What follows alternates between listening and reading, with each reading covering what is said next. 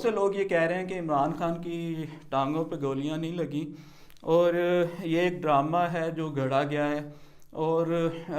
اگر ہم اپنے ماضی میں دیکھیں تو ہم جیسے ملالہ یوسفزئی پر اٹیک ہوا تھا اس کو ایک ڈرامہ ہم کہتی رہی ہماری ایک بہت بڑی تعداد. اور اس کے علاوہ اسامہ بن لادن کا جو آپریشن ہوا تھا کہ اس کو قتل کر کے لے جایا گیا تھا اس کو ہم نے ڈرامہ سمجھا تھا, ڈرامہ قرار دیا تھا بہت سے لوگوں نے. لیکن جب آپ نے کسی معاملے پر غور کرنا ہو تو آپ کو اپنی پسند اور ناپسند سے نکل کر اس کے جو فیکٹس ہیں انہیں قبول کرنا ہوتا ہے. میں آپ کو ایک سیدھی سی سامنے کی لاجک پیش کرتا ہوں کہ عمران خان کی اس وقت ٹھنی ہوئی ہے تحریک انصاف کی فوج کے ساتھ اور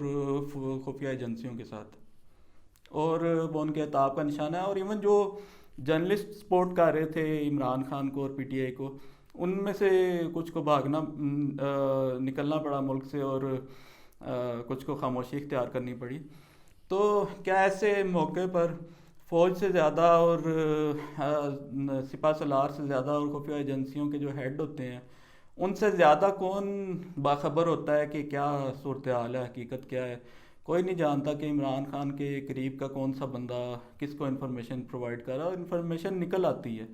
ایون جو وزیر اعظم بھی تھے عمران خان صاحب یا دوسرے بھی جو وزراء اعظم تھے ان کی کیبنٹ کے اندر سے چیزیں نکل آتی تھیں. تو اگر فوجی سربراہ یہ بیان دے دے یا خفیہ ایجنسی کا سربراہ یہ بیان دے دے, ایون یہاں تک نوبت آ چکی ہے کہ وہ عمران خان کے خلاف آئی ایس آئی کے چیف کو پریس کانفرنس میں شریک ہونا پڑا. تو اگر وہ کہہ دیں کہ عمران خان کی ٹانگ پر کوئی گولی نہیں لگی اور وہ ایک ڈرامہ کر رہے ہیں, تو کیا سارا جو صورتحال ہے وہ کھل کے سامنے نہیں آ جائے گی؟ ان کو پٹی کھول کے دکھانی نہیں پڑے گی. اور میں آپ کو یہ بتاتا چلوں کہ عمران خان کی ایسی کوئی کیپیسٹی نہیں ہے کہ وہ کسی قاتلانہ حملے کا اہتمام کر سکیں, ایک شخص کو مار سکیں اور اپنی یا اپنے ساتھ والوں کی ٹانگوں پر گولیاں مار سکیں. نہ ہی ایسی چیزوں کو جب ایک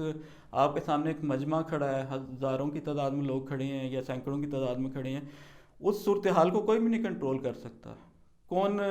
اگر آپ اپنے ہاتھ سے اپنی شوگر چیک کرنے کی کوشش کریں, آپ کی انگلیاں ایک دفعہ کانپیں گی, آپ اپنے آپ کو ذرا سی جو سوئی ہے وہ نہیں چبو سکتے. تو کیا آپ یہ سمجھ سکتے ہیں کہ ایک شخص جو ہے وہ اپنے اوپر گولی چلوانے کی کوشش کر سکے, یا گولی کو کیا پتہ ہوتا ہے اتنا ہجوم ہے, کوئی ہاتھ پکڑ کے اوپر کر رہا ہے, گولی کی ڈائریکشن چینج ہو رہی ہے, اور اس میں یا جیسے جب آپ نے تجزیہ کرنا ہے ایک صورتحال کا, آپ نے اس میں اپنی پسند یا ناپسند کو آپ اس کے اندر نہیں شامل کر سکتے. آپ کو اس صورتحال کا, جیسے آصف علی زرداری صاحب کو میں بہت ناپسند کرتا ہوں, لیکن زرداری صاحب میں ایسی کوئی کیپیسٹی نہیں تھی کہ وہ خود کش حملے کا اپنی اہلیہ محترمہ کے خلاف خود کش حملے کا اہتمام کر سکتے. یا جو ملالہ یوسفزئی کا جو واقعہ جسے آج تک ہم لوگ ڈرامہ سمجھتے ہیں, تو اس کو ملالہ کو گولیاں لگنے کے بعد فوجی ہیلی کاپٹر میں, فوج کی وہاں پہ موجودگی بہت زیادہ تھی اس بات میں, فوجی ہیلی کاپٹر میں سی ایم ایچ منتقل کیا گیا تھا.